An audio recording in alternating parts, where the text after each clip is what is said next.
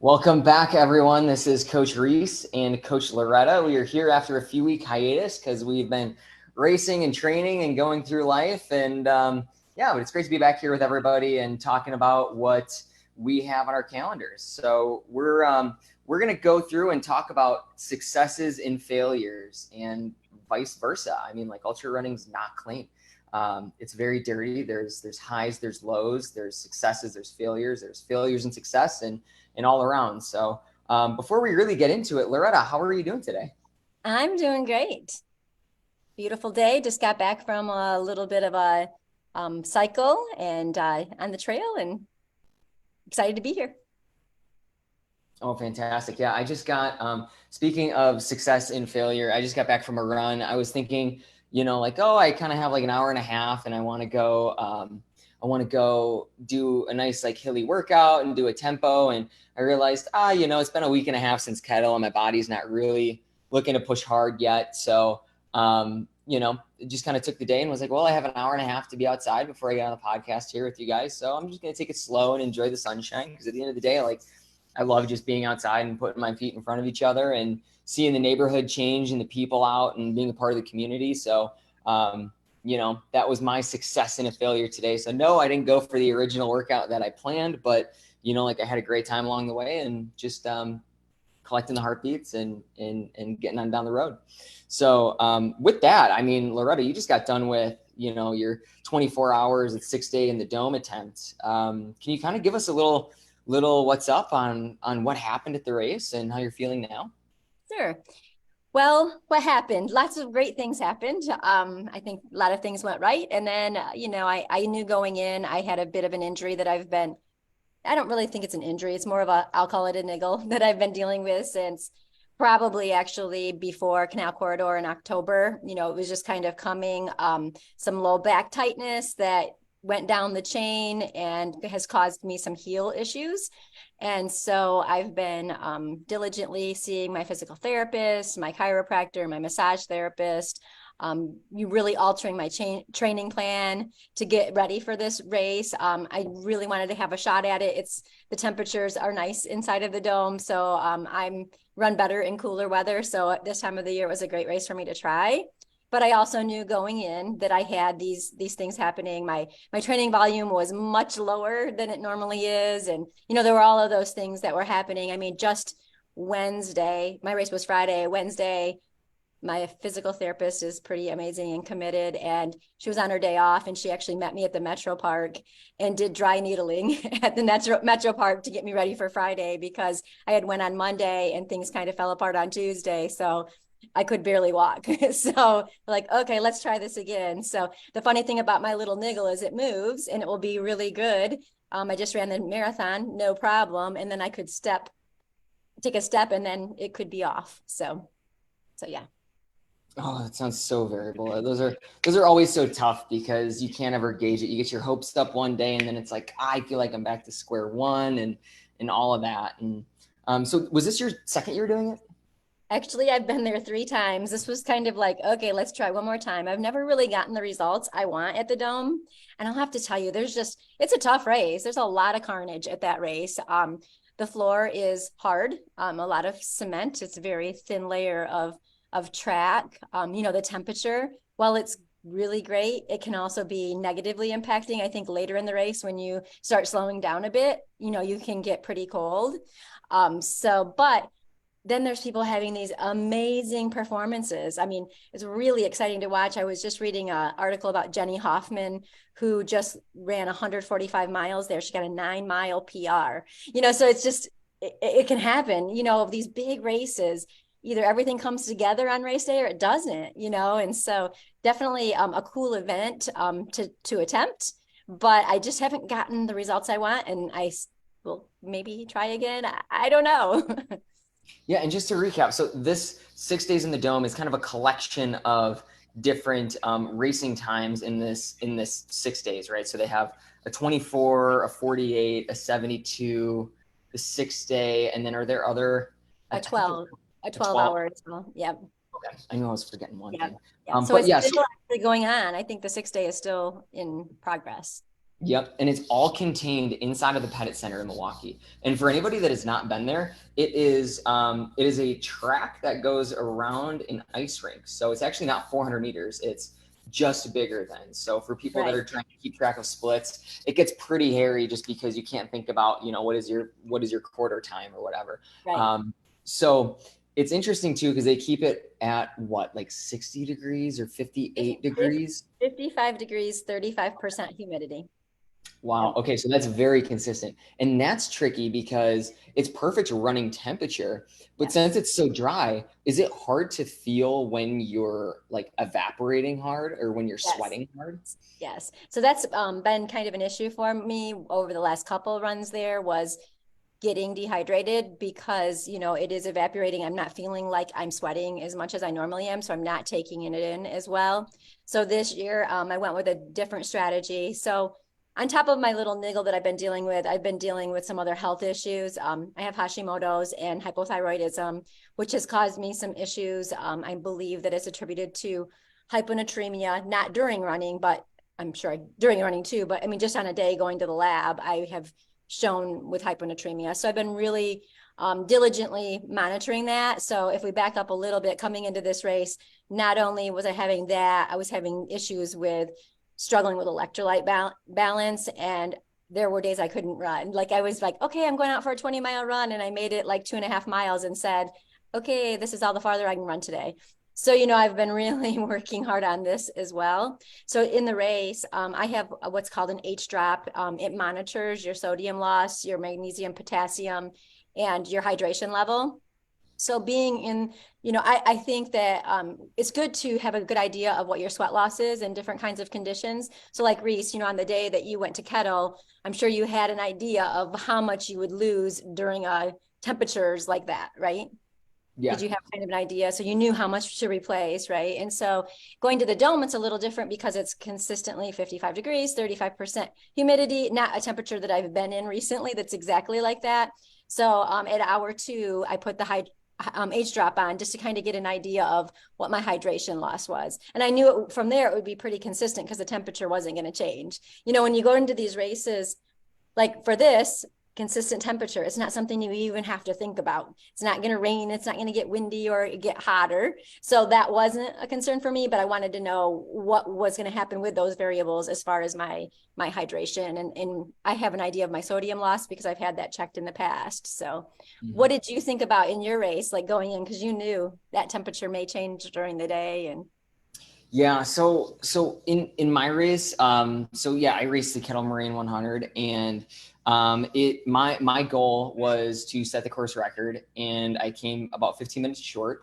So I'm proud to say that I now have the second fastest time against the Titan in the sport, Zach Gingrich, in the races around 20, I think 27 years or so. But the temperatures were variable all day. I mean, it heated up pretty quick. I think the day started about like 58 degrees. So it went from 58 degrees to 80s fairly quickly. I think by about like 10:30, 11 in the morning, it was already cooking out there. At least I know, like when I was crossing through the prairies, like I was thinking to myself, like, oh, this is what everybody means when they talk about the prairies. Because last year we had, fairly cloudy conditions, and it never really got above like, I think 75, like 77 degrees last year. So it was nice to have like a proper type of kettle year where the highs were in the low 80s. It was sunny all day long, and yeah, personally for me, I keep track of about how much I'll consume during a run.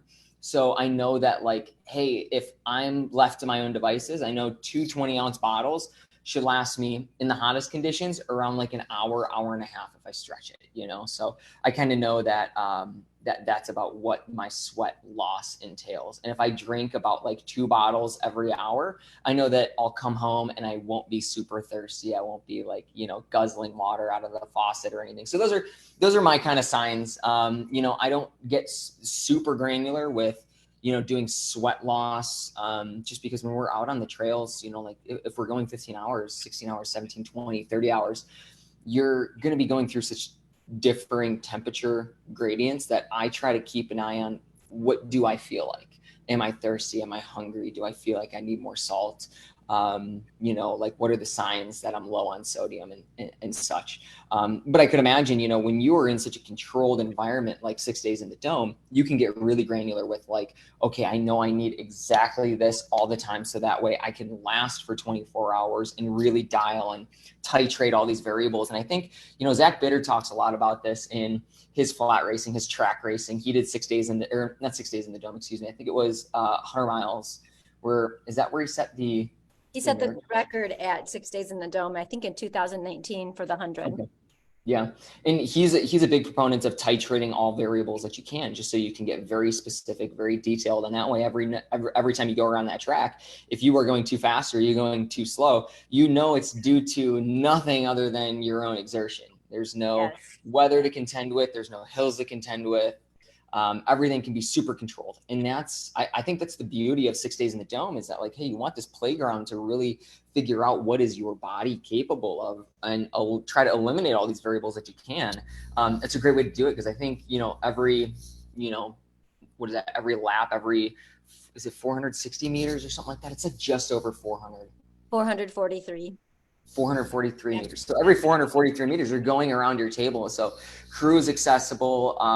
Other aid is accessible. But I can imagine that's kind of like a psychological pitfall for you too, right? Like you're going by every single lap. You see your crew every single lap. What's going through your mind psychologically? Because me just thinking out loud, I'd be like, sometimes I love to be in the woods and just be alone and know that nobody's looking at me and I can just get into my own rhythm. But Right. It's interesting. So there's a lot of things that I have to think about going into the race. It's easy to get caught up in racing other people because you're all on the same 400-meter track, lapping each other or being lapped all day long. And so, you might get near somebody and you start with, catching on to their pace. And then you're like, no, you can't do that. Right. So this race going in, I was really like, I am going to run my own race. I'm not going to worry about anybody else. And it was a great strategy because I was able to stick to it. So I was thinking in my race plan, which happens in a lot of 24-hour races, is there's like a race run walk strategy where my plan was to run for 30 minutes and then fuel and the 30 minutes, walking through my aid, taking in my nutrition and hydration. And the first like 30 minutes, of course, I just got so into the moment. It was like, I looked and it was like 33 minutes. I'm like, already 33 minutes. I've already missed it by 3, but I'm like, okay, I'm in. So now, as I started doing that, it was one of the best ways for me to break down my race that I've ever done there, because I stayed in the 30 minutes. We talk about staying in the mile you are. I kind of stayed in the 30 minutes that I was, because you can't really think about all of those laps, right? And so I just like knew I needed to think about the next 30 minutes, when I was getting to the next 30 minutes. And my day went pretty quickly because of that, because I was just thinking about that and not how far I was, so that mentally made my race. I felt like I could really get in the zone a lot better at this race than I ever have. I also tried some new strategies where I was carrying some of my own stuff. In the dome, you don't really want to have carry too much because, your crew is right there. But then there's also the trade-off of, if I can self-support myself longer, I don't have to interact with my crew, and I can stay in the zone longer than if I'm having that interaction. So that was also helpful for me, to be able to do. And I felt like mentally I stayed in a really, really good space all day, which was good. And I think it was also an indicator that my nutrition and hydration were pretty on point, because, when you start having those mental dips, it's when normally your nutrition and hydration are off. I did have a moment around 5 hours. This is kind of funny, but I was starting to feel tired and I really wanted just a little tiny nap. I told my husband, I'm like, can I just take a little tiny nap? I'm so tired. He's like, no, you need food. I'm like, all right. So I come to the table and I start eating a bunch of stuff. And he gave me a bottle. I use on tap syrup, and they have a new packaging with a flask, which holds 5 ounces, which is really handy. I didn't get sticky. I loved it. Although I was having a little trouble figuring out how much to drink. I need to practice that because I just got it race week. When I broke a rule and tried something on race day that I hadn't tried. But so he handed it to me, and I'd also been taking like the applesauce, type gels, herb, packages, and just sucking it down. So he gave me the thing of on tapped, and I sucked it all down, and I handed it back. He looks at me with big eyes, and he's like, I just spilled that. That was ready. That was 2.5 hours worth Oh, well, I just took 2.5 hours worth of untapped, but it did land me a few trips to the porta potty, but I got past it and it ended up working. But it did give me a ton of energy at hour 5. So I had Oh my this gosh, big... that's amazing. so And of course, like as coaches, like we always try to tell our athletes, like, hey, you never want to do anything too quickly. Like, think you're low on sodium, like drink a little pickle juice at this aid station, and then go like an hour and see if you still feel low, and drink a little bit more. Or if you feel like you're low on calories, you never want to just like down 2 or 3 gels at once. It's like, okay, maybe over the next 2 hours or so, maybe you increase an extra gel per hour. You sip something really slow, just because when you all of a sudden just like ramp up any sort of intake of any kind, sometimes your body is like, what the hell did you just do to me? Yeah. So, I might have been a little tired and didn't realize what I was doing. So, but luckily I was able to bounce back, and I just kind of cut back on the untapped for a few hours so I could kind of let my stomach settle and be okay. But it And ended it's up working out. and that's a huge example of adaptability and problem solving, right? Like we can titrate everything that we want to, but like when it actually comes down to like practice and execute and then deliver, like things don't always go exactly as planned. So it's like, do you Right. let that stress you out? No, you just take it as like, hey, this is the situation I'm currently in.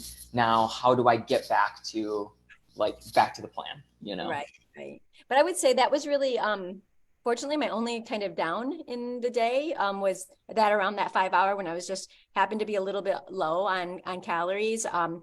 Again, when you're looking at and we'll talk about yours in just a second, but when you're looking at a 24-hour race or 100-mile race, it's a little bit different mindset and pacing because one of my goals was to get a PR, which would have been 113 miles, and of course my reach goal would be 130. So I have these, wide ranges, but I have to stick to a pretty controlled pace to get to that point. So I was really happy that I was kind of ticking off the same type of pace for hours. My son put together a little graph and actually showed me around just after the 50, maybe 60-mile mark, where I was actually starting to around mile 50 start going negative splits. So to me I was like, yes, I did it. Like I actually held on to my pace, and was controlled for that first like about 50 miles. I didn't intentionally really start picking up the pace at mile 50, but I was obviously feeling good and moving pretty well at that point. And, heart rate is a huge variable in these races. But, I did glance a few times and I was really happy to see, heart rate, near 130. So I knew I felt like it, rate of perceived exertion, that I was going easy, and my heart rate was telling me I was going easy. Sometimes you can get tricked on the track, I think, thinking you're going easy when it might be a little bit too hard, so all of those things were in place. So it kept my mindset in a really good spot. So yeah. Yeah. And what about you? Like, when you're setting your goals for the 100, is a little different. Your pacing is a little different than that. And that's something that I've had to learn in going into these 6 days events, these 24 hours is, do I want to go for a good 100 time? Or do I want to go for a good 24-hour? Because it's hard to get both goals. You need to focus on one. Yeah, that's very true. I've never run 24 hours, and that's something that like I'm super interested in, because anybody that knows me knows that like I've never like raced more than a couple hours into the dark. So I'm absolutely in awe of anybody that survived the night at Kettle, because I mean, you're battling not only the fact that you were in the heat of the day, you were in the cold of the day, but now you're in the dark. It was raining in the middle of the night, and you're kind of like battling your mind too. So yeah, they're two completely different goals, to your point, like racing 100 miles versus racing 24 hours. And I guess, like my idea of, how I was setting my goals for this year was, I did race Kettle last year. So we always say that like a good metric of future performance is past performance. Like what have you done? Because what you have done is most comparable, or not most comparable, but most elucidating as to like what you are capable of in the future. Last year, I got a good place at Kettle. I was second overall, first male. But I don't feel like I had a good race. I was 3 weeks after having COVID. I think it was May 21st of last year is when I took my first run after COVID. And I also turned my ankle skateboarding the week beforehand. So it wasn't completely rolled, but I know stepping on the starting line, like, hey, I can't roll this thing today. Otherwise it's going to be bad news. And I ended up rolling it like 20 times during the race. So, I came out with a really good 100-mile time. A lot of people yearn for something in the 17 hours for kettle. And I'm not trying to take advantage of it or, not be appreciative of it because I'm extremely appreciative that my body was able to last the distance last year. But I knew that it wasn't something that I was fully, I didn't leave it all out there on the course. I don't feel like I gave the course 100% last year just because of everything that I was battling through with my body. So, I ended up, suffering some like calf tears and a hamstring tear. It took me about 3 weeks to really get back to any type of movement after kettle last year. I did a little bit of biking like 2 to 2.5 weeks afterwards, but it was a struggle. And now to come find out that I was talking with a PT friend that I know, and she said that she's noticed an increase in soft tissue tear after having COVID as well. So it's kind of interesting to think that, that was kind of the case for me last year, because this year, like I finished and I had some DOMs for like 2 or 3 days and just some fatigue from such a hard day. But I mean, I'm back running and feeling great. I feel 100% recovered right now. But long story short, when I was thinking about my goals, I wasn't able to look at what I did last year and say, is that something that I can improve on? Do I feel like that was something that was like reaching for me? Do I feel like that's as best as I have on the course?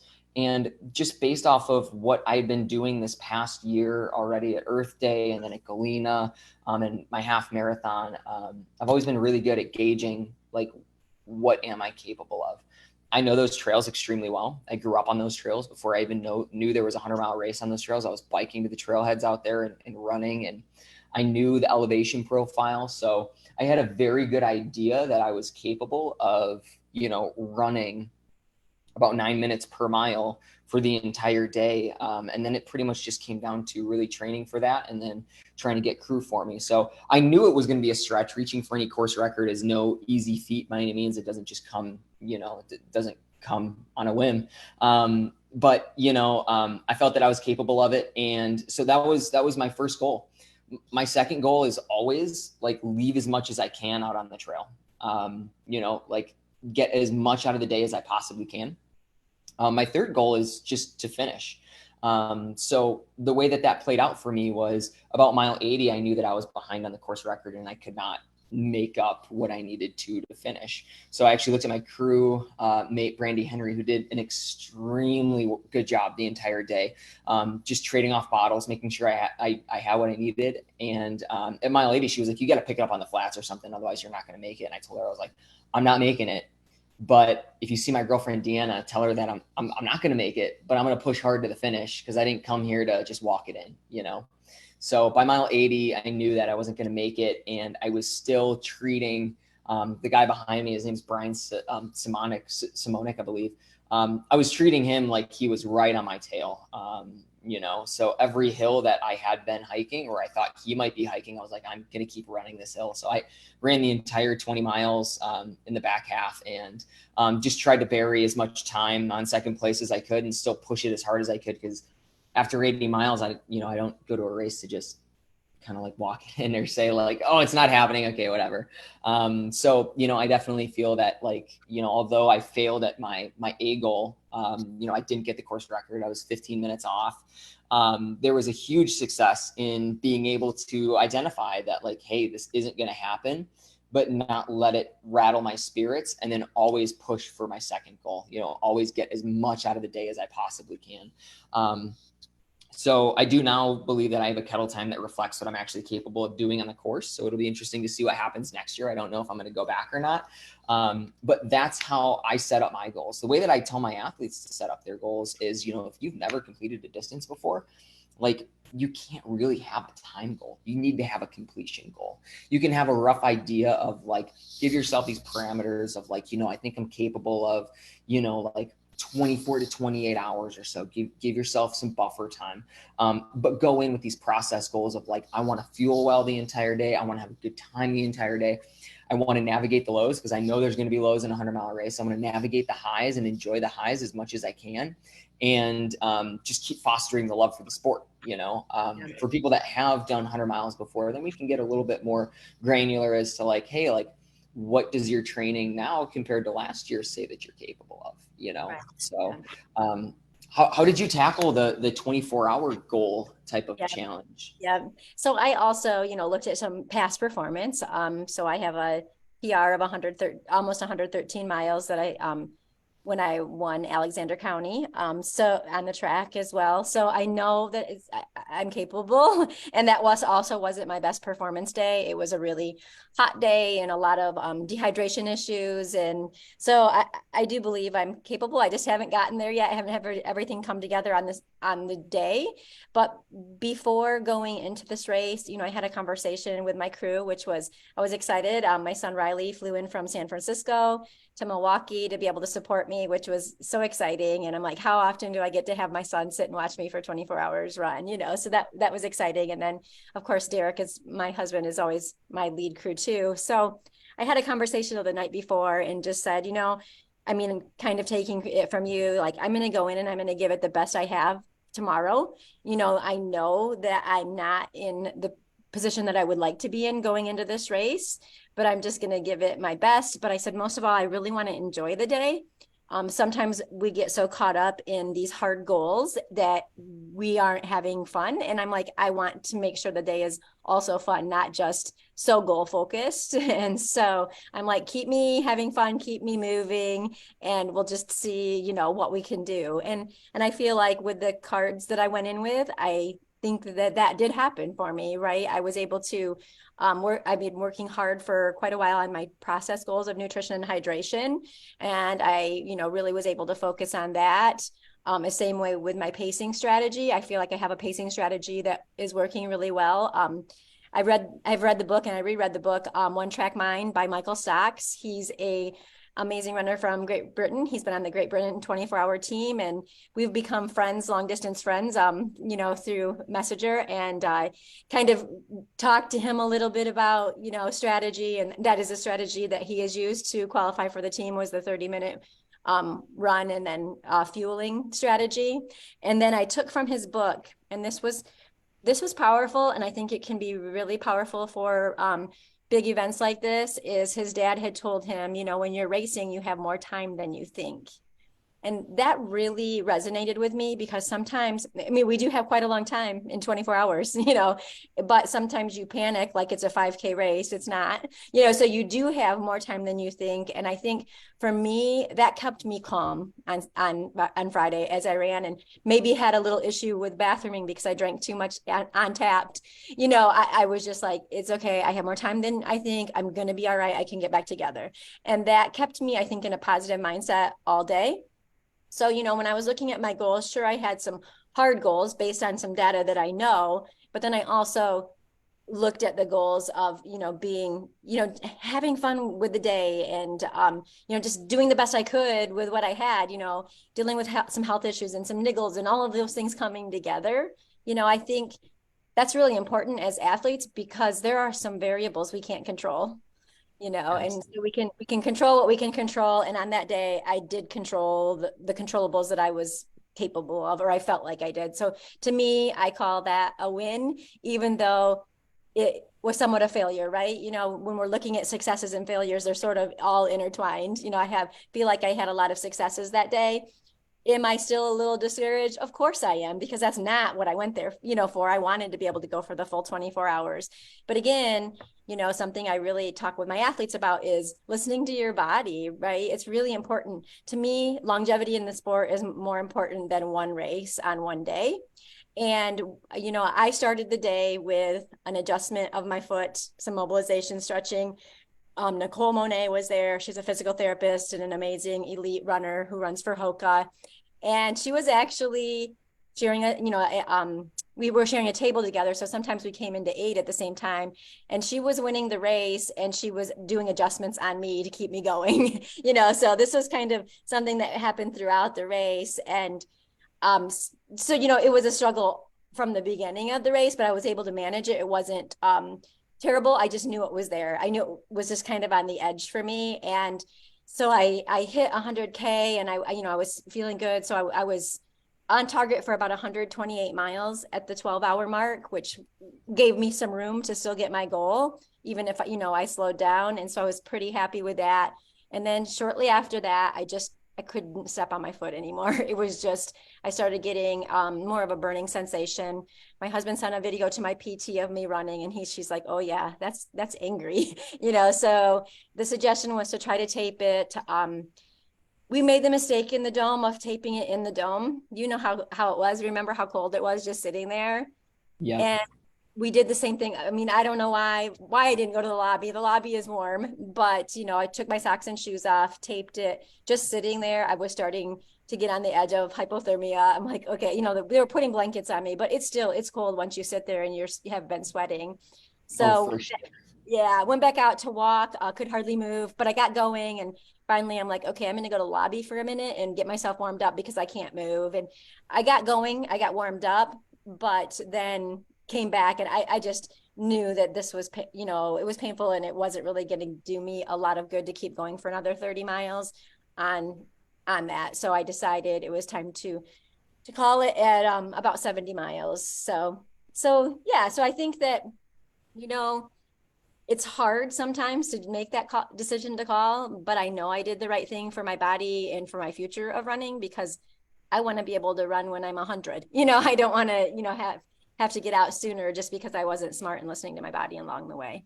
Yeah, and that's such a healthy like mindset to be into, is that like let's not sacrifice everything for like one day when you have the rest of your life to like plan, come back stronger. Like that's an amazing mindset. And I do kind of want to go back to like the 30-minute intervals that you were doing for your race strategy, because I think that's pretty huge for a lot of people. Is just like, what does your strategy look like if you're not going for a particular time goal, or if you're going for process goals? Maybe you don't have to worry about it. But like when you're like, I want to do X at a particular race, I think that's fantastic, because you're not so zoomed in that you're hyper aware of every single moment. Because if you're aware of every 440 something meters, like every lap you're counting, there's a lot of successes and a lot of failures when you're looking at your times each lap. So if you're like, I want to do X pace for each lap, and it's like, if you don't hit it, then it kind of hits you psychologically. It's like, oh crap, there's one I didn't get.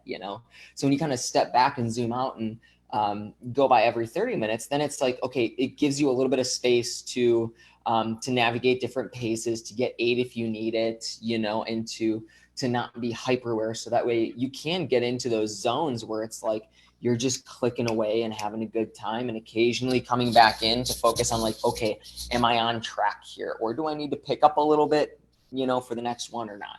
Right. And For that's what I was able to do. And by taking that time to just stay in that 30 minutes, it just broke it down so well for me, because 30 minutes isn't terribly long, but it's not too short. It was just kind of that Yeah. right amount of time for me to stick in. And I, for most of the day, I ran without headphones or anything. There is a little bit of music, playing, and there's some people in the middle doing some hockey type stuff, to keep me a little bit entertained. But I will say, once I started getting a little bit more tired and a little struggling, my son handed me my iPod and put in the trail running podcast, Coffee with Coaches. So I got to listen to you along the way. No, no way. Really? Oh my God. Oh, that's fine. So it was kind of like relaxing to me, because we have a lot of conversation together, and so just kind of listening to those conversations was kind of like, oh, this is nice. And I was listening to goals and mindset, and it was a good way to keep me in a good state of mind. Oh, that's awesome. Well, I'm flattered, and um, thanks for taking me to the dome, since I couldn't be there this year. But yeah, like for people doing, even trail races or other races too, like say if you're doing like a flat and fast 50, like say you're doing, is that Badger coming up? Let's say you're doing Des Plaines, you're doing Hennepin, whatever it is. A really great strategy for any flat race that doesn't really have any like hiking breaks because of hills, right? Is to do this walk run interval. And I always caution people against doing their intervals too soon.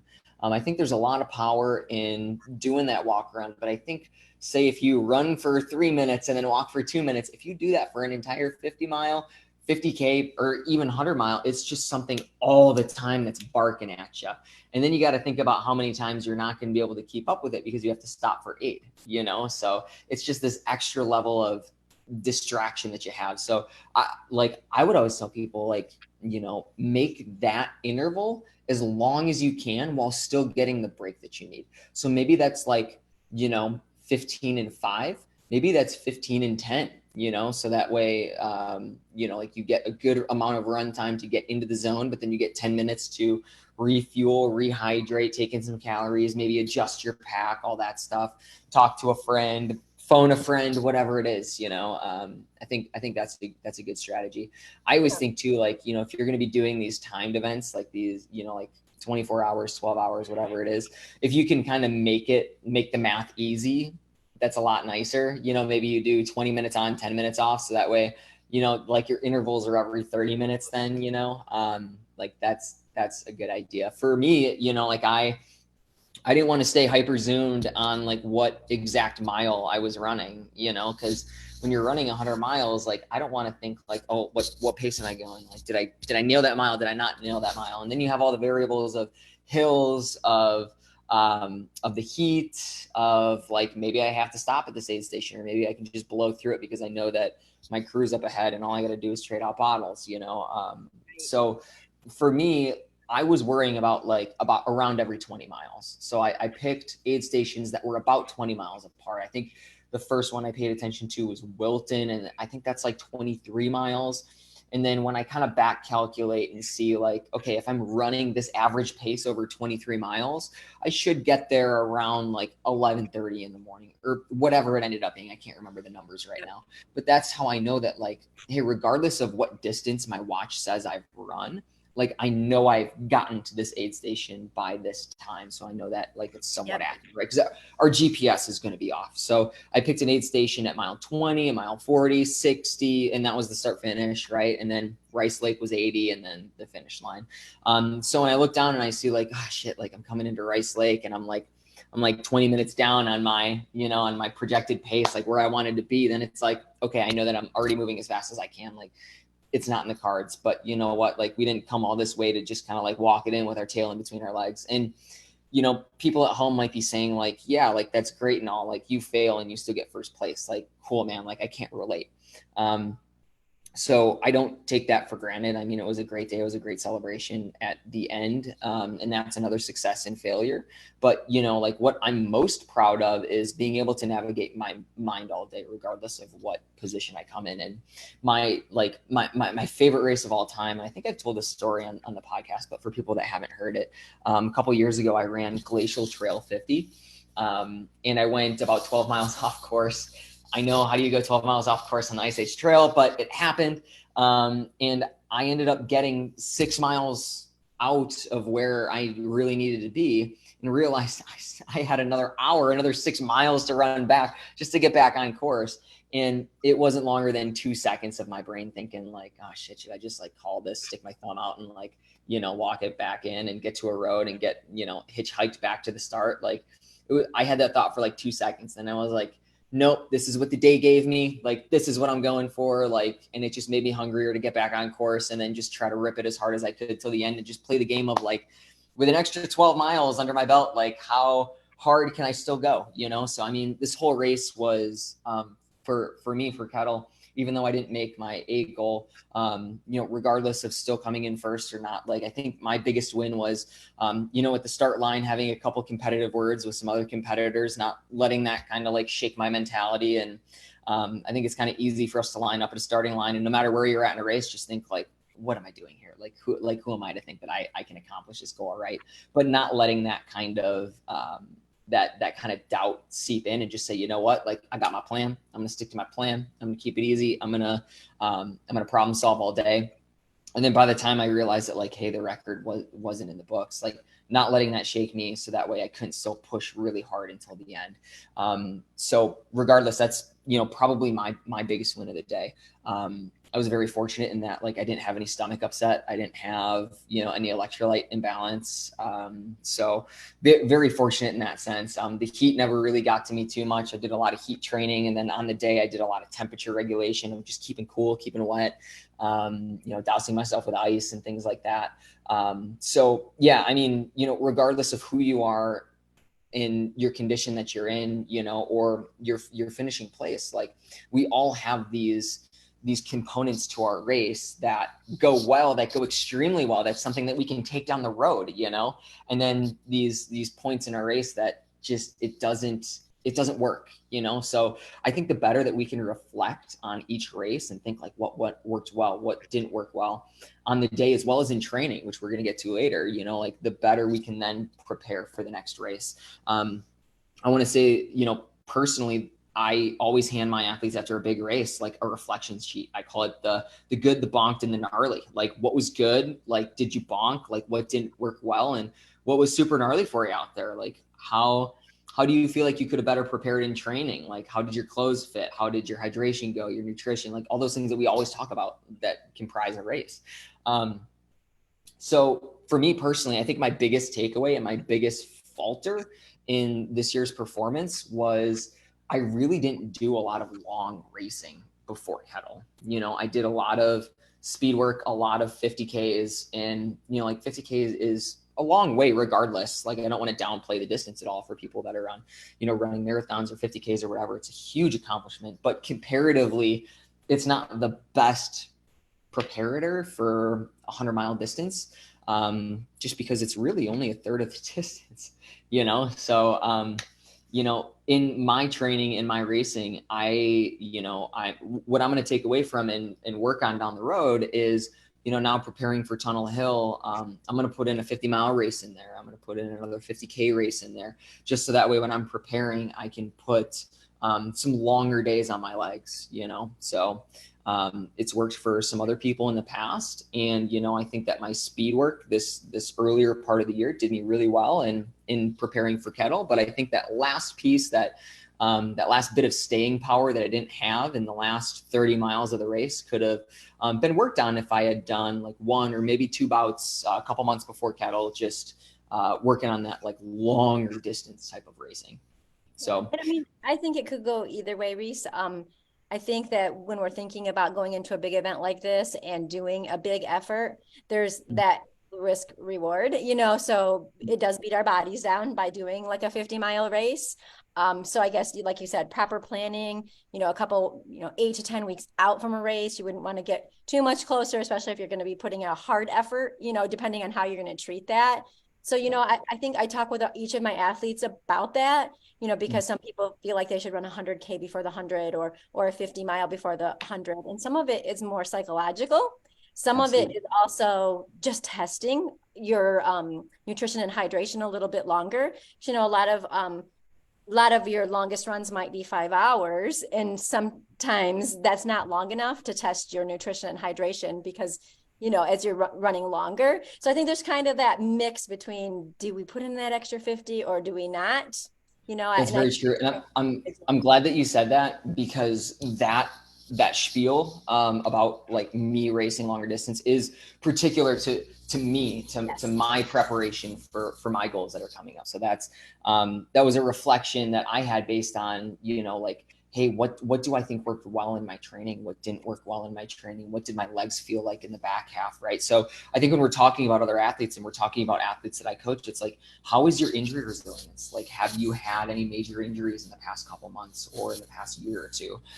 What is your current mileage? Like, how is your recovery coming out of that race? Like, if you would ask me last year, we have podcasts last year where I'm talking about, like, I firmly believe last year that like 2 weeks after a 100-miler of really easy aerobic work, like no training whatsoever, because you want to give your hormonal system some time to regulate, and you want to give your body and your muscles and your skeleton, soft tissue time to, time to repair and reheal and stuff like that. And here I am, kind of not eating my words, but, a week and a half after Kettle, and I'm back up and I'm running and I'm feeling pretty good.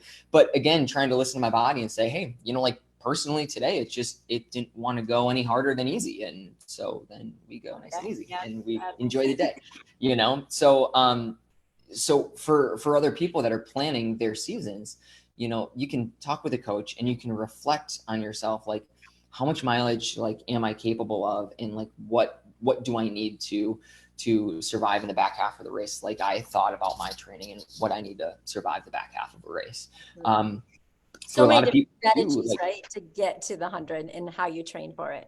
oh, for sure. And if you ask anybody, like everybody's going to have a different opinion, right? And that's where, like, of course, we always say, like, it depends. And the answer is always ambiguous. And, you know, like, I can't say that, like, oh, you know, like everybody should follow this, like, training plan because everybody's got a different body. Everybody's got a different recovery capacity. Everybody has a different injury history. Everybody has a different medical history, you know? So you got to take all that into consideration. And then you got to take into consideration, like, where are you here and now, and then move forward. Right. I completely agree. And I love what you said about listening to your body following a race. I think one of my biggest mistakes that I've made in the past is getting back too soon. And then all of a sudden I start feeling things that I never felt before, you know, because my body really isn't completely healed. Mentally, I might think it is, but it's not. And that endocrine system, you know, needs time to get settled back down to, I mean, we're pushing our bodies when we're doing these events, we're pushing our bodies to the max, right? So give your body some grace and some time to recover before you're ramping up to your next event. Even though you feel like you're going to be losing fitness, you're not going to lose fitness over a couple of weeks of listening to your body and giving it time.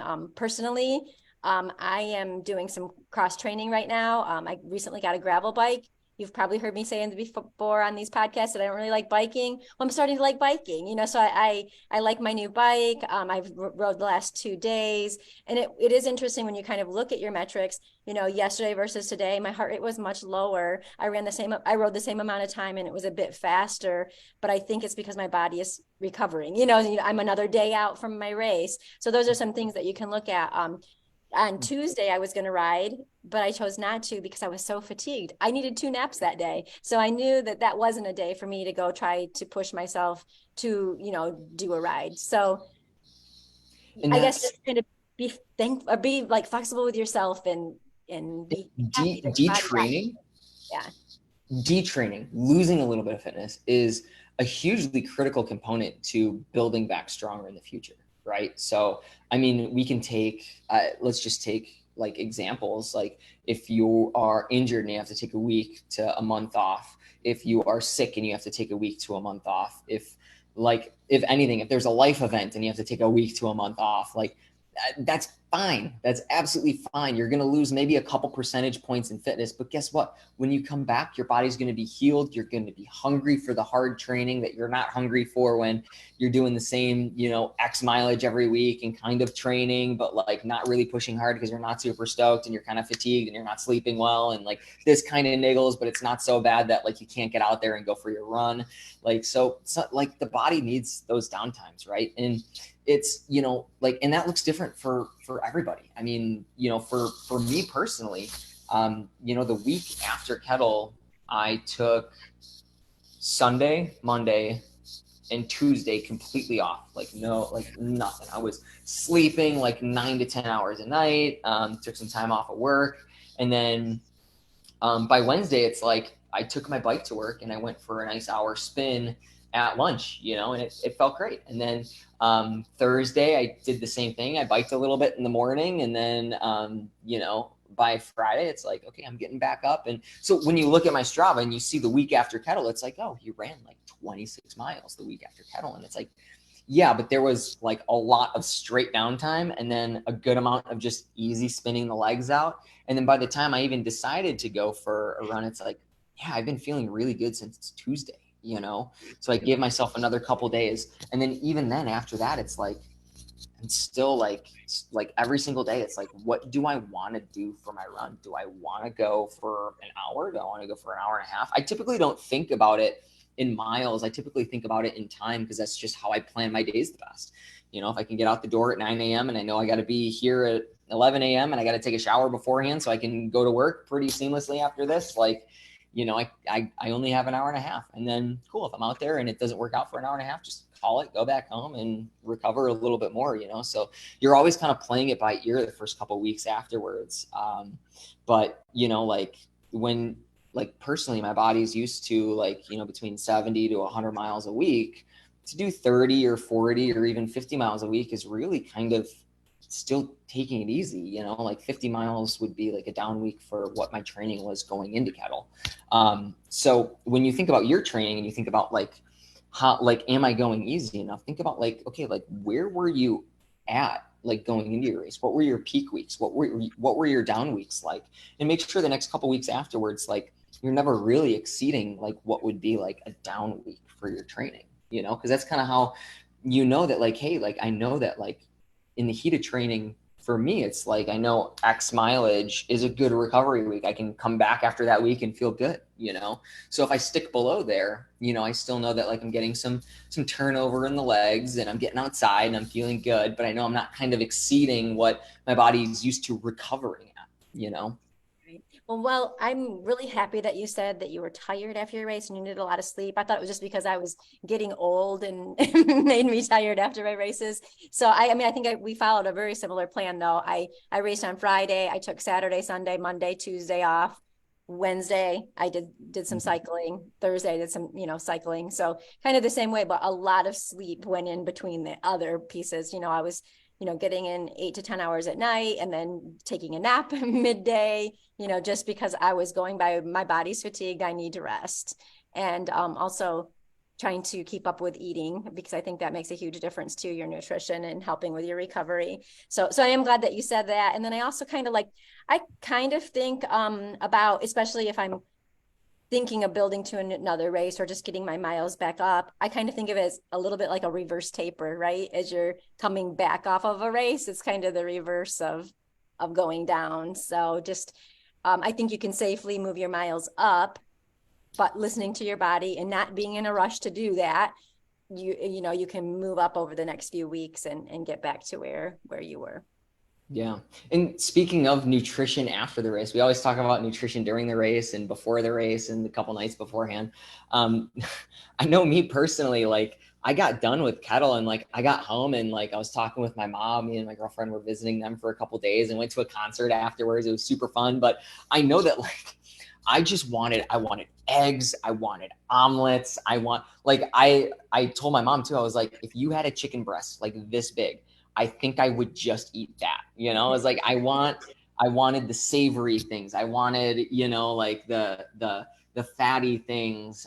So like for me, my strategy, like after a race is like, hey, let's definitely make sure that we're getting in a really good amount of lean protein as well as carbohydrates. So for me, what that looked like was like, hey, like my protein portions were just a little bit bigger. They were more like, hey, what are my eyes craving right now, and make sure that it's a good a nutritious source of proteins, right? I wanted to get my proteins from eggs and chicken breasts and legumes and all the good things. And then for my carbohydrates, for the couple days after the race, I really wasn't craving like a bunch of green leafy vegetables. I really wasn't craving like, potatoes and starchy carbohydrates. And for me, that kind of made me think that like, hey, like my stomach might still be like a little bit kind of in the tank from that race. So I need to be getting in some carbohydrates, but I increased, like I usually eat 2 bananas a day. And I think when I started going back to work, I was bringing like 3 or 4 bananas, just an easier carbohydrate that's still like very nutritious, and eating some granola and things like that. And really just like looking at my food and saying, does this visually look good? And then once, like green leafy vegetables, started to be more appealing, then my diet kind of, like shifted back towards, my usual big salad for lunch and things like that. But yeah, I think that it's always interesting how people's bodies react. So after a race, like my golden principle is like, get those lean proteins in, get some nutritious carbohydrates in that look appealing.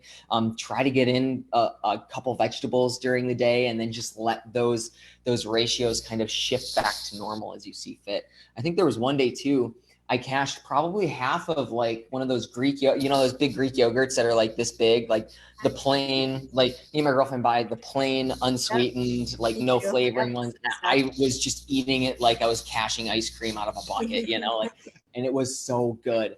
Which is something that I usually don't just completely mow Right, down, right. Interesting. Um, so, but yeah, I mean, like, what was your nutrition like afterwards? How did you tackle that like increase of like wanting more food, and then like how that plays into your psychology around what you eat and whatnot?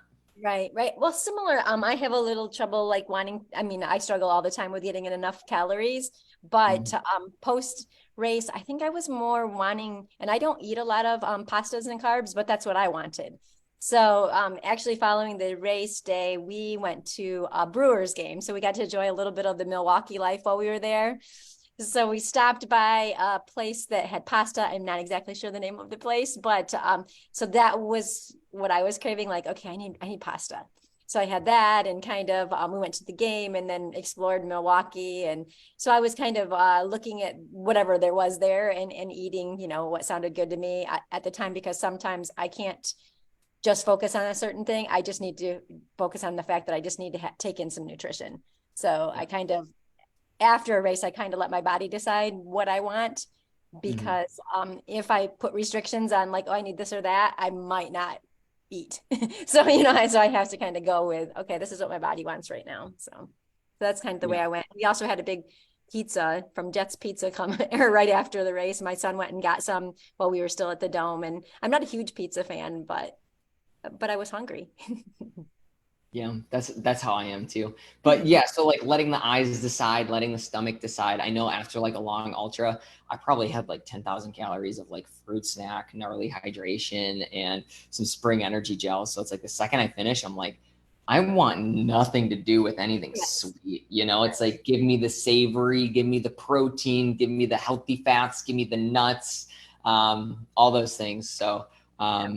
yeah, and maybe that's something that somebody can take into their running and training and racing later on too, is that like, hey, you know what, like, let your body just come back to like proper nutrition Yep. afterwards, or your typical nutrition afterwards. Like we always say, like racing nutrition is not lifestyle nutrition. Like you should never eat 10,000 calories of gnarly products and fruity snacks if you're not racing, but just letting your body like slowly gravitate back towards the norm through nutritious foods is going to be good.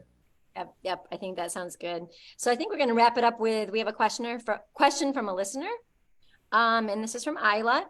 And her question is how to keep moving forward when you always feel like you're always backwards. And I think it's kind of a good fitting way to wrap this up, because we're talking about successes and failures. And for me, part of it is really looking at mindset. I think Reese, you shared some really good examples of having a positive mindset in a race when things were starting to fall apart for you. It would have been very easy when you knew you weren't get to the record to really slow down, because mentally that could have just crushed you, right? But you chose to take a positive mindset and keep yourself moving forward and doing the best what you had left of the day, Mm-hmm. even though you weren't going to get your goal. Um, thoughts on it? Yeah, and that's a really privileged position for me to be in, because Sure. either way I kind of knew that I was leading the race. But I think, like thinking about my training and thinking about like the highs and lows in training, like nothing's ever clean cut, nothing's ever simple, nothing's ever, easy, but is it worthwhile? And taking a step back and saying like, is what you're doing right now, like if you feel like you're losing out on your goals, well, is the point of running to always be hitting these times, or what is the main driver of running for me? Like I said at the beginning of the podcast, like I love being outside, putting my feet in front of each other, smelling and breathing the good air.